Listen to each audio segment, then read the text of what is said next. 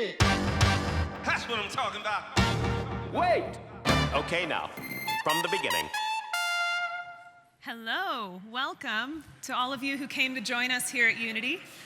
I'm Brandi, I'm a product manager on the Connected Games team here, and I'm joined today by Micah and Will from Google Cloud Platform and Multiplay, who recently joined our family.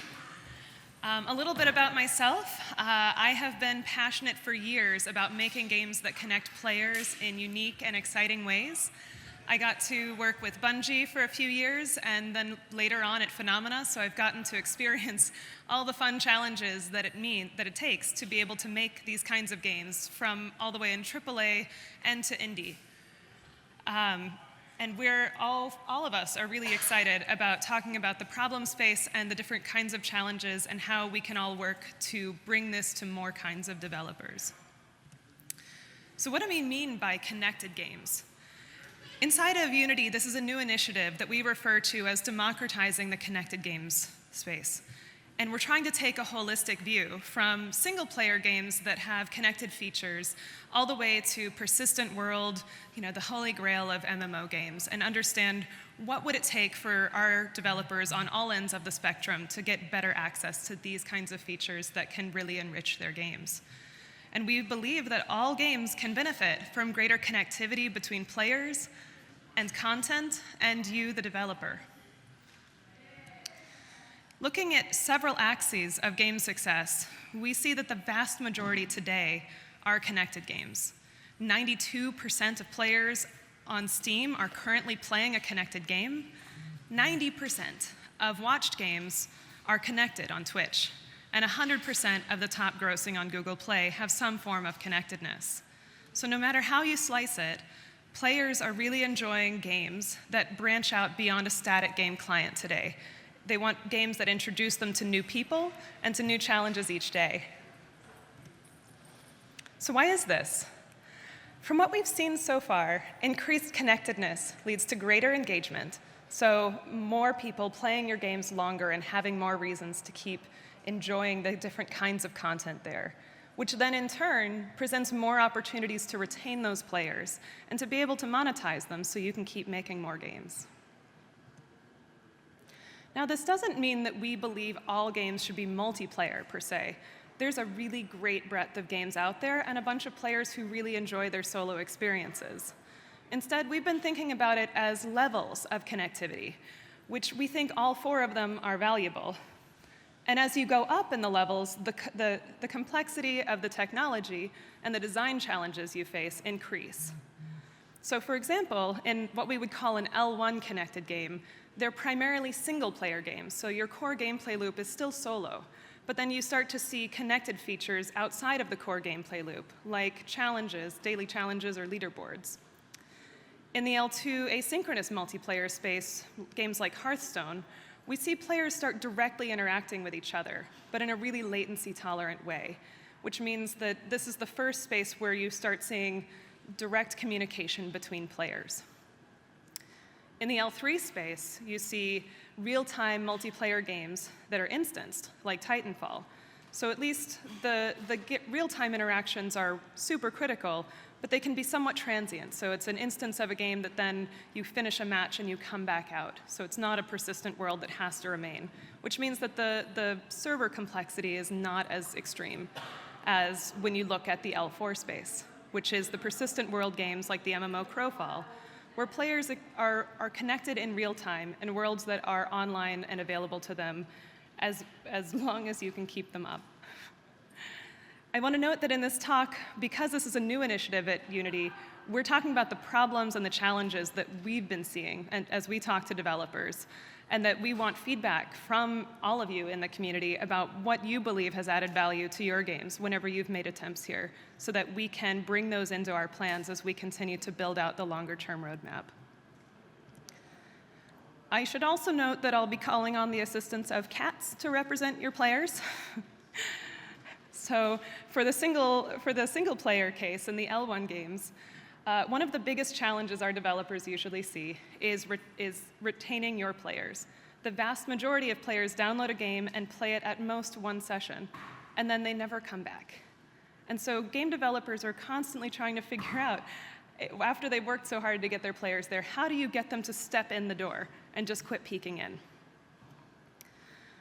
One common area you see is incentives. So if you can keep something a little fun and enticing in front of them, maybe they'll just kind of step through and keep stepping and keep stepping and stepping.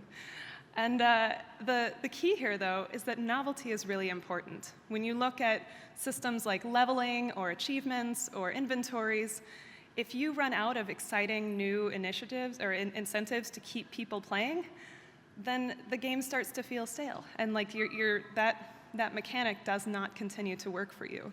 So what you need through connected games is a way to adapt those systems over time, to add new content, to see what's working and appealing to your players, and begin to tailor your content and added new content live without having to force them to update or add actual patches to their games.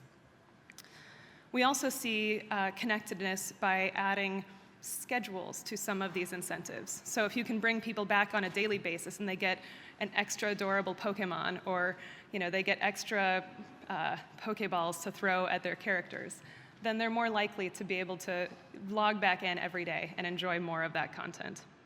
And in those cases, it's just figuring out how you tune the quality of those bonuses relative to the regular content of the game. Because if they become too appealing, then they just come back and they click it once, and then they leave the game again.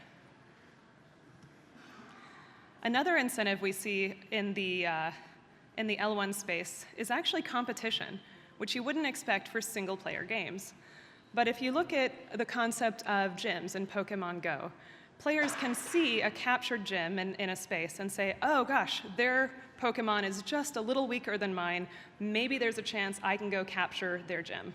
And so even though all they really know about that player is their ID and some number, a health bar, a score, something that you can go challenge, they can choose to take that and through their single-player gameplay, challenge it and defeat it, and feel some of that motivation of competition and achievement that you get through some of these more complex games. Now, you can't do this without some form of ID profile, or leaderboards, or some other way to pull the score and number into your gameplay directly, which is another use case for bringing connectivity into your games. It's also a great place to start talking about how cheating becomes a problem. That as soon as there's something fun at stake, people will start to try to hack and cheat in your game. And then, of course, on the flip side is cooperation. So it's really great when you can get players to actually try to cooperate and try to achieve hard goals, either at the same time or independently at different times. And in single-player games, this is possible too. Like in the raids in Pokemon Go, you can see a shared health bar of a monster. And in real time, you can even have all of 5 or 6 different friends in one place and try to use your single Pokemon in single-player gameplay, take down the same big monster with just a shared health bar. It's literally just one number that's shared. So it's quite powerful what you can do with just a little bit of connectivity and make a single-player game suddenly much more enriched. Now, again, this is another question for how you implement it. So how do your players know that these kinds of raids or events are available? Do you rely on players to send out invites? Do you depend on a schedule or a notification? How do you know whenever there are these kinds of special events that they need to come back to? Okay, moving on to L2 challenges. Now, this is where it starts to get even more interesting. These games face all of the same challenges we just talked about and possible paths of thinking about it. And you get a couple of new ones. So this is where you directly interact with people, so that starts to get interesting. And then it's also where you have asynchronous multiplayer game state passed back and forth. Somehow, my game needs to know about the bits in your game, and we have to find a good way to do that. So, people interactions. Everyone who has played games and made games knows that people are not always the best communicators, and there are often times that we have bad days, and we bring those into our games. We also know that it's a great way for people to be able to enjoy those experiences with other people. So as game developers, it's on us to figure out how we balance that. How do we make those interactions fun and engaging without making people feel unsafe or like they're just going to have their day wrecked by some other person? So in this case, in asynchronous and turn-based games, you face the question of friends or strangers. If you decide to focus on friends, there's actually some pretty good reason behind it. If it's a turn-based game, like Words with Friends, where you can take a turn and then shut the game down, you can actually get to play with friends of yours who are rarely online at the same time. I know it's a problem I have all the time when I have friends in different time zones and stuff, that I never get to play games with them because we're just not there in the same time in the same space. So there's really some fantastic games that have helped me reconnect with people that I already know. In that case, then you just have to have strategies for how do you get friends to invite others? How do you get them to know enough about the gameplay that they feel compelled to come back and bring their friends with them? And even if you succeed in that, are you sure that that's enough people to make your game successful? So at that point, you think about strangers. And in this case, how do you make sure your players feel safe, that they have their own boundaries that they can set and choose how much communication they're ready to share with the others in their space? So do you provide chat? And if you do you provide filtering or an ability to turn it off? Or no chat at all? Or in the case of Hearthstone, do you try interesting emoji options so you can choose, oh, it's just going to do a silly happy animation or a sorry or oops or threaten animation? And then also, if you're playing with strangers, how do you find people of similar skill? So this is where we start to think a little bit about matchmaking, which is like, how do we make sure you're not playing a game that's either too easy or too hard? And preferably not lose more than 4 times in a row, because that almost means they'll never come back. Almost always. Let's see, so then we talk about core asynchronous multiplayer tech. Even with latency tolerance, we still need our technology to be able to pass information back and forth in a reliable and reasonably timely way. So there's a bunch of questions that come up as you're starting to make the decision of how you do this. Like, for example, do you want a player to finish an entire turn before they see another player's information? In the case of Hearthstone, that might make it pretty boring, because those turns take quite a while to play all the cards, and it's zapping all your stuff. So if you actually want people to stay engaged between each other's turns and you don't want them to shut the game, how much information can you pass in a relatively latency-tolerant way that still keeps people engaged and aware of what's going on the other side of the table? So it's at this point that we start looking at options between real-time databases, or even starting to maybe toy with some dedicated servers. Those have different trade-offs between security and speed. So it's just something to think about whenever you're considering the latency goals of your game. And also in most L2 structures, aside from the dedicated server, you start dealing even more with cheating, because whenever you have competition between people and the game client itself, your player's game is the one responsible for saying, I got 50 XP, or I drew 10 of these cards that are really epic enemy cards, then people are going to start to hack it to try to give themselves an additional advantage. So finding ways to detect and prevent cheating becomes a new, significantly challenging problem. All right, moving on to L3, the real-time multiplayer instance games, which is where a lot of developers really want to get to today. And it's been pretty limited to a very small subset of developers that have the time and energy and money to be able to make these possible.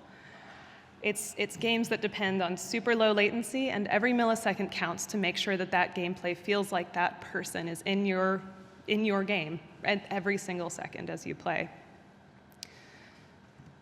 So again, they have all of the same challenges with a couple of new ones. In the case of the real-time multiplayer tech, every millisecond counts, and there's pressure on in every sense. If you drop a game, people get really concerned and frustrated and upset. So in this world, I'll just do a super high-level overview, and I'm going to give a hat tip to Will, who talks way more in depth about this in his previous GDC talk. So if you check it out in the vault later and you want to learn more about some of the trade-offs between these different architectures, please do check it out. It was a great talk. So at a high level, you have a couple of major architectures that people rely on. One is peer-to-peer, where your games try to connect directly to other people's games. And the pro of this is that it's relatively cheap. You don't have to necessarily run a dedicated server. You don't have to pay the consumption model to keep those up and running. The downside, and stuff that we've seen directly at Unity, is that the latency caused by inconsistent hosts. So one of those clients becomes the facilitator of the match. And if it's running on hardware that's insufficient, then your match is going to have inconsistent quality. You also, again, see more cheating because the clients themselves are the authority over, did this bullet hit this thing? Did this XP actually make sense for them to earn? On the other hand, if you look at the dedicated servers, you see that the latency caused by the server machine is typically really low because you control exactly what that hardware spec is that your game is running on. And cheating can be prevented. So if you can get a version of your game that's running with physics, that is able to handle all of the direct interactions to your database for loot and score, then you find that you can make that always be the authority for the pieces of the game that people are most likely to want to hack. And then preferably run as little as possible because the cons are that it can get expensive. So if you have the entire version of your game, for example, running on a server, you'll be paying for the expense of it consuming all of that. So getting it down to a relatively small runtime, but just the pieces you need, becomes more critical. In either of these cases, you also now have to think about matchmaking with quality of service, or QoS is what they call it, which means figuring out how much lag a person's going to have based on how far away they are from the server or the clients that they're connecting to. And then make that trade-off between how long a person has to wait to get to play versus how much latency they'll have versus how close in skill they are. So suddenly the balance of your matchmaking service starts to get even more complicated. The other challenge you run into here is your impassioned gamers. Now, I think many of us are here because we've had really fantastic experiences in games with other people, where we have found communities that we didn't expect to find, where we've played with people and made friends in places that we would not have expected to. And that's the beauty of the medium of games, is that they can have that potential. And they can also be really challenging to wrangle. There's a lot of things that people try to figure out how you keep a really healthy community built and grown, and ways of trying to wrangle it once it has gone to a space where people show up and they don't feel safe. So thinking about it from the beginning, as you're building your game, of what you include and how you manage it is really important, because preventing it is a lot easier than fixing it after it happens. So for example, do you include clans and guilds in your game? Is it something that helps you scale how you manage things? Some games have found that if people have formed their own communities, especially smaller communities, that then the people who are leading that will take charge of setting the social boundaries of what's acceptable. But if you don't launch with clans and that doesn't become a core piece of the game and have all the additional tools of self-management and having calendars and being able to manage your players and set those expectations, then does it become a meaningful part of how you build your communities. Similarly with forums, they become really hard to scale. You have the community managers with the patience of saints trying to sort of play whack-a-mole to every possible terrible thing that someone can put in there. But it's an unscalable solution. It's really hard to keep track of the possible ways in which it could go south. Let's see. And then finally, L4 games. So this is where we get to the persistent world, multiplayer types, MMO types of games, where not only do players have real-time interactions, but they're hoping to be online all the time in worlds that are persistent, maybe even for years. Like, how long has WoW been online now? I don't even know. I can't remember a time when it wasn't. So these games definitely come with all the challenges discussed before to the nth degree, and they have the challenge of persistent world tech. So if you go and read blogs about different games that have put together their persistent world, they all have variants on a theme, and they're all at least as complicated as this. So for example, what happens when you have thousands or millions of players trying to play your game? In most cases, you can't handle that many in a single game instance. So you have to have complex ways of splitting that instance out into multiple sets. And then how do you manage those different servers that are trying to run simultaneously and sort of feel like they're the same space?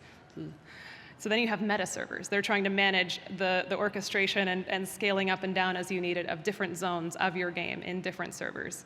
And then how do you handle the massive pile of data that goes behind all of this? How do you keep making sure that you know what loot somebody should be getting or shouldn't be getting and passing that data back in real time without your database falling over?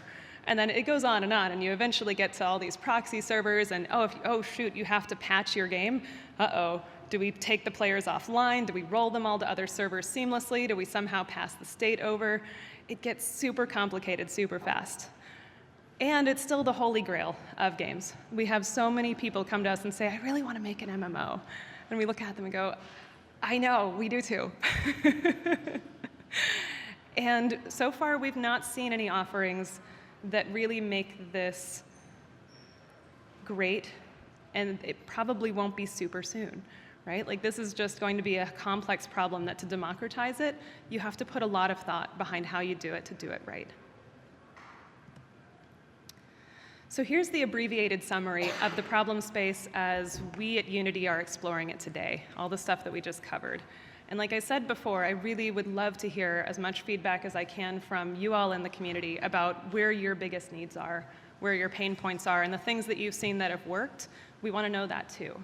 We're figuring out all of our priorities from here so that we can try to focus as hard as we can on the right problems to solve for our developers.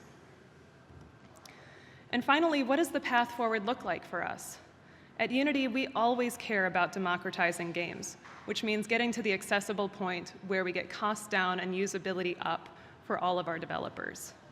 And someone once told me that you have to build for success first, which means that if your game takes off wildly tomorrow and you suddenly have millions of players across the globe, we need to make sure every one of our services will stay live with you, that you'll be able to trust it and power your games at any scale. And this is why I'm excited to hand off to Micah today from Google Cloud Platform. They've been focused on this space for a really long time, and they have a really common philosophy and high-level overview of how they approach gaming. Thank you.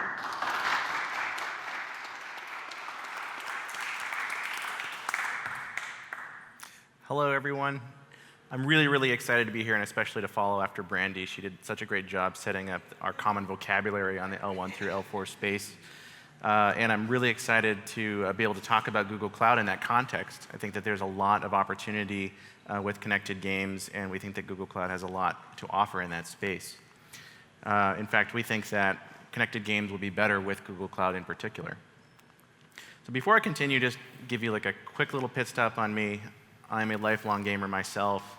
I care a lot. I'm one of those picky gamers who I'll bail on a game if I think that the design really sucked.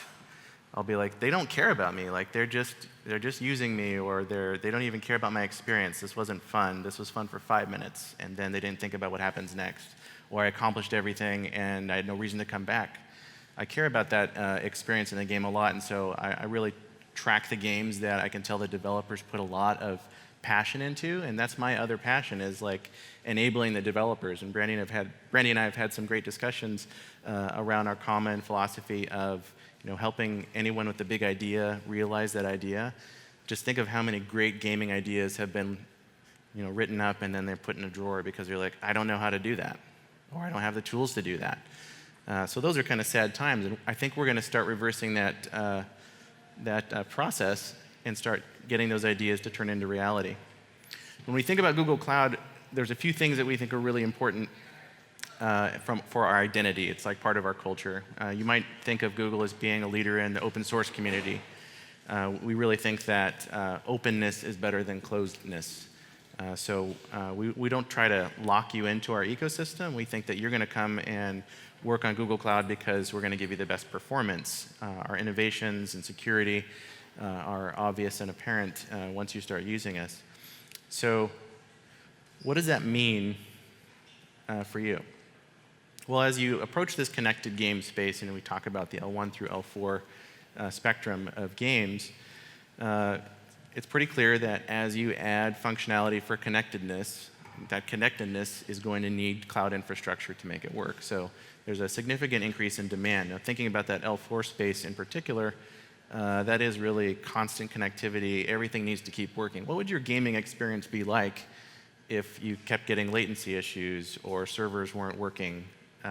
You need to feel immersed in an open world environment, and that connectedness makes or breaks that experience. So I'm here to tell you all about the great things of Google Cloud, about innovation, about our ability to launch things, we can engage things, right? No, I'm not actually going to do that. I think what we should do is listen to one of our top customers who recently launched a game. I think this is just an example to do a pit stop on. I think that it says a lot of the things that I'm thinking, but since I work at Google Cloud and I believe in our products, I'm only going to be saying these nice things, but I think this is a really good example. So we're going to have some audio with the video clip here, and we'll play just a short video.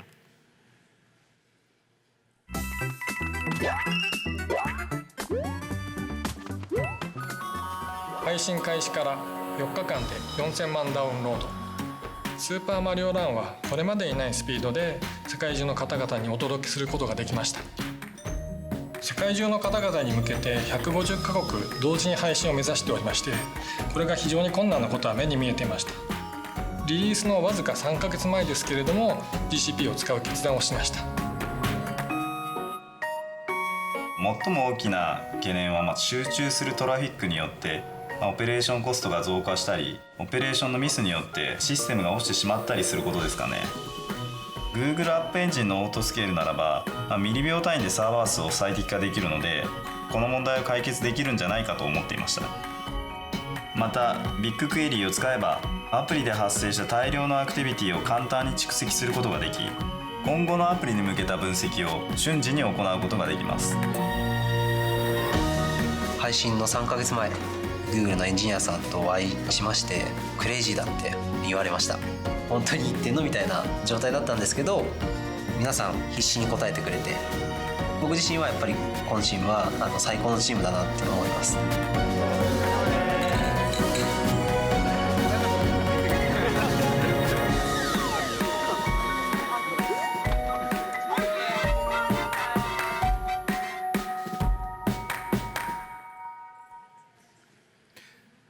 I really appreciate that video because it calls out some very specific points that I think are salient in this discussion. What do you do if you need to scale really big and really fast? What about other services that you need to tie into a game? How is that going to be used? What are you going to do with your data needs? I have a lot of things that I could talk about, and that was just an example of a game. I want to focus on like game services, big data, and then we'll do a deeper dive on machine learning as kind of the next big thing in game design.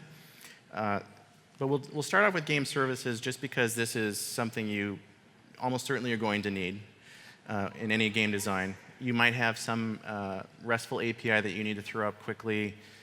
You might have clans, as Brandi mentioned earlier, as a way to manage community and handle player toxicity issues. Maybe you're doing cross-platform achievement tracking and you want to have an easy way to unite all of the platforms. Maybe it's a matchmaking service. We have a lot of different scenarios where customers need to quickly deploy some web service. That's where a product like App Engine is really useful, where you can actually write the web service and you just deploy it, and then it can scale really quickly with whatever your load is. There's also a continuum of control you have on different compute services, from I don't need to know how to run a server to actually I love running servers and I want to have control over every detail on that. So depending on what service you're actually building, there will be a software solution to accommodate your needs. Big data, I think, is a really fun one to talk about as well because you have to have some amount of data. I think that if you don't track your game telemetry, there's very likely not going to be a lot of interest in continuing to play your game. There are other things that you care about, though, like making good decisions from the data coming out of your game. So one of the things that people are most excited about on Google Cloud Platform is a product called BigQuery. And this is a unique thing that only Google could have created. It's kind of, I think, the perfect example of Google's focus on massive scale, global scale, a huge focus on engineering and quality, and our own cultural emphasis on data-driven decision-making. So when you have a whole bunch of data coming out of your game, you could do a lot of cool things with it by itself. But if you were able to mix it with other insights, you can do even more. So we actually recently launched the BigQuery data transfer service where, for example, you could enrich your data with Google's data from YouTube, for example. And that gives you some new insights that you wouldn't be able to derive just from the data by itself. Well, what if you have you plan for success, as Brandi mentioned earlier. What if you have a runaway success? Did you plan for your data to scale that quickly? What if your game goes really fast and it turns out that you weren't ready for the capacity of streaming inserts coming into whatever your data tracking solution was? This is just a quick example of some high water marks for BigQuery. It's unlikely that you're going to exceed anything close to these things. This is just to emphasize that BigQuery will be ready for massive scale. So if you go from 0 to millions of users and tens of millions of records being created per second, that's not a problem. You can stream or batch insert those into BigQuery. So finally, I'm going to talk a little bit about machine learning. This is, I think, a really exciting topic. It's a big area for Google in particular. It's a major focus, and we've been doing a lot of work here. This is where a lot of the philosophy that Brandi had talked about from Unity's perspective really resonates for Google Cloud. We think that machine learning is incredibly well suited for solving hard problems in game development. However, as awesome as the potential is for machine learning, almost anyone I talk to is like, but I just don't know how to get started. I know that it's this amazing thing. Everyone keeps telling me, like, yeah, don't worry, you'll be able to solve that with machine learning, but they can't necessarily tell you how you're going to solve that with machine learning. So we know that we need to make machine learning more accessible. We need to make it available to more people. But the most important thing we see with machine learning within games is that it can help you solve problems that evolve. So you don't have to keep recodifying the solution. Machine learning can adapt. Within Google, in fact, our machine learning efforts started on games. Like we've got a huge history with games. And there's some examples with like the AlphaGo program, which we had play against itself over 30 million times, using our cloud infrastructure's compute resources to have it actually build itself and improve itself. Those are things that you can do with machine learning when you have massive scale and massive compute capabilities. We think that there's a lot that you get out of machine learning when you connect it with cloud and scale.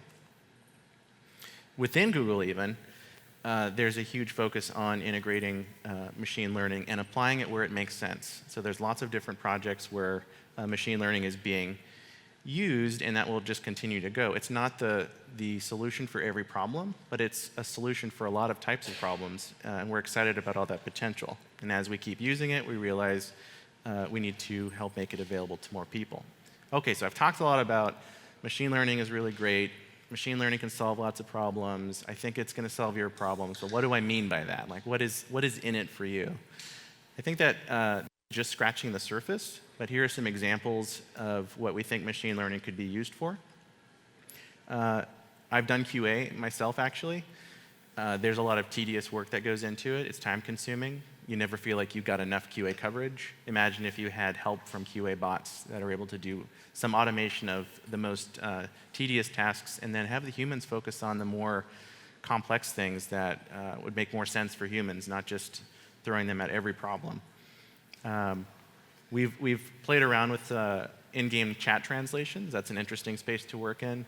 Imagine if someone could be in real time chatting between two languages and they didn't even know what the source languages were. They're just seeing the correct chat result. That's a pretty neat future in gaming.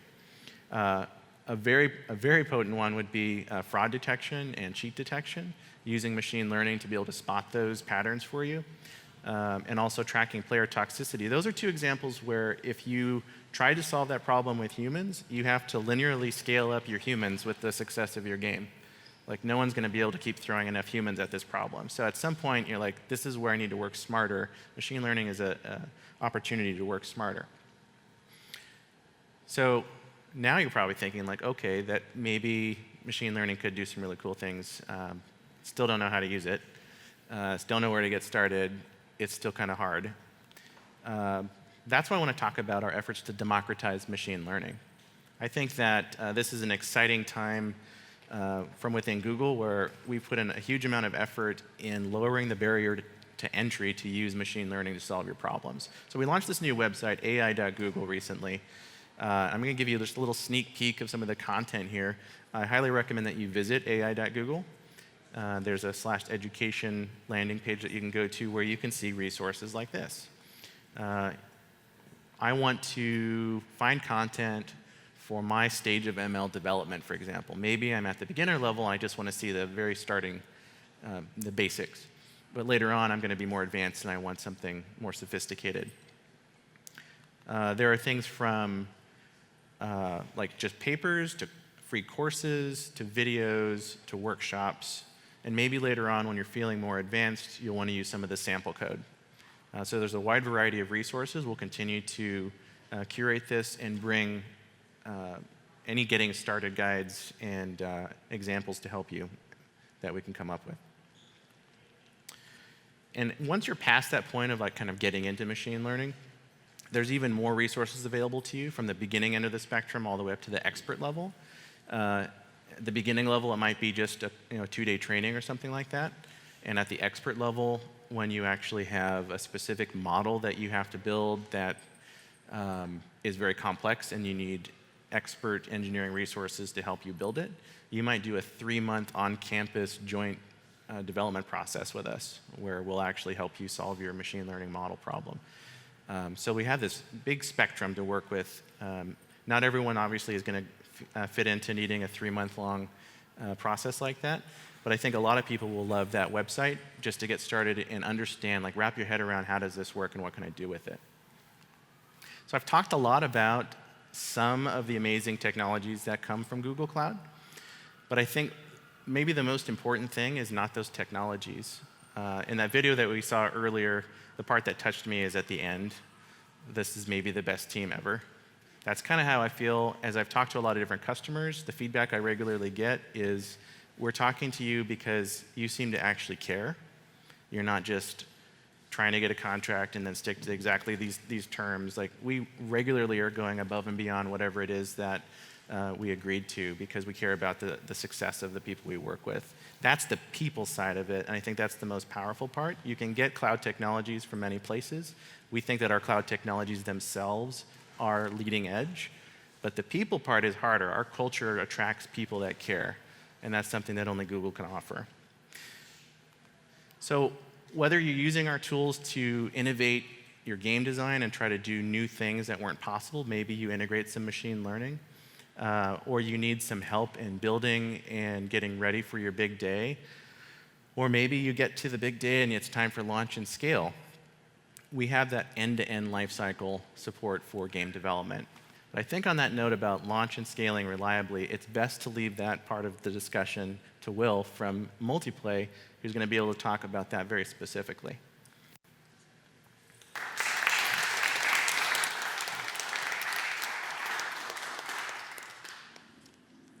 Hi, everyone. So just to quickly introduce myself, I look after product for Multiplay. For those of you that haven't heard of Multiplay, we joined Unity family just late last year, really kind of working on the L3 real-time space. I've been in games for 10 years, launched hundreds of different titles. I come from a tech background. And I just want to talk today a little bit about how we work with Google to really help developers launch successful games. So touching back on an earlier slide, we launched Titanfall 2 back in 2016 with Google as our primary cloud provider. So this is an L3 game, kind of we touched on earlier. There's real-time sessions at huge scale. And one of the many reasons we worked with Google particularly is that there was very fast, very reliable virtual machine spin-ups. And what this means is you can really run quite lean and quite close to the thing, quite close to your capacity requirements. But also, actually, that means you're saving cost and delivering a great player experience at the same time. So Multiplay really take the power of the Google Cloud, but also augment it with a spread of bare metal offerings. And what I mean by bare metal is your traditional machines and data centers all the way across the globe, really helping developers optimize costs at that L3 space. And that's really what we find is one of the biggest challenges at this space is not only how do I scale, but can I pay for it? Can I run this game for years? And we're really excited just to be here today as our first time as part of the Unity family, helping other developers really solve this L3 problem. So we've got a bunch of different products and offerings that we offer you, but also that really helping you touch on this global scale.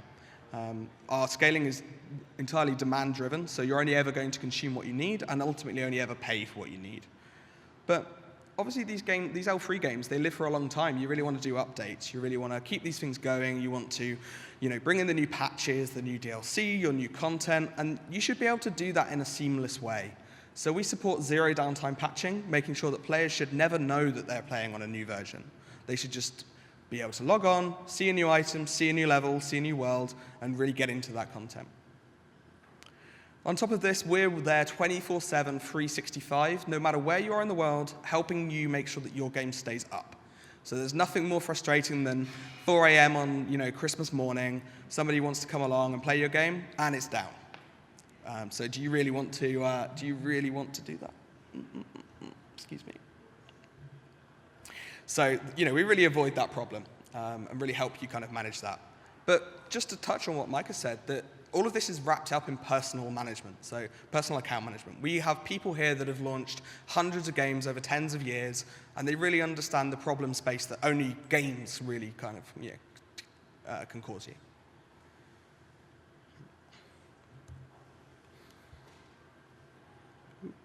Excuse me.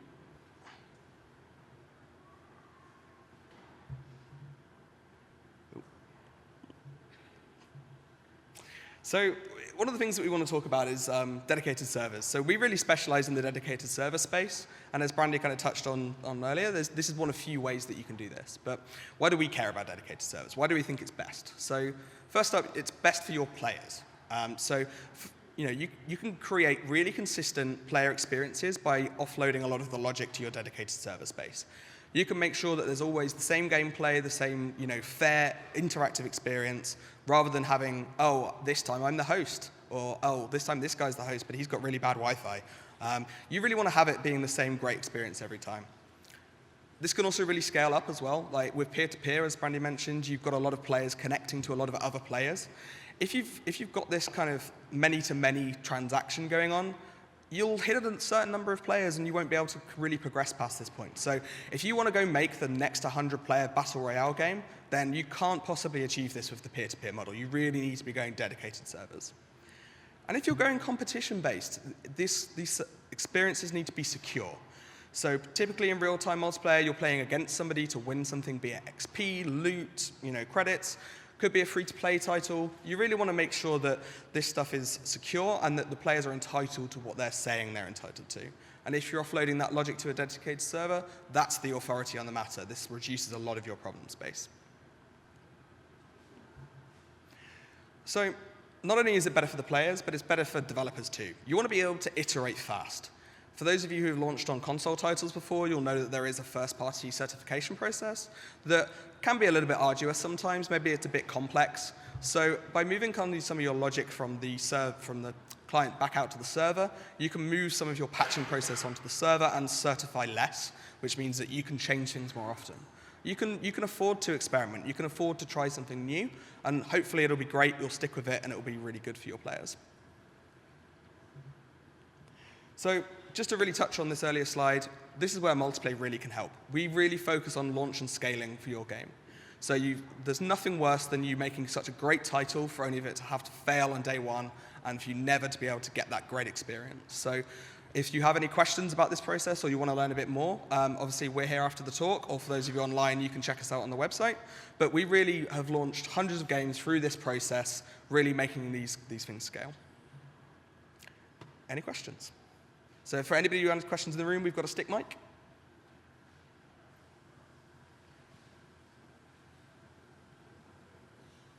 OK, great. Well, thanks very much, everyone, for coming.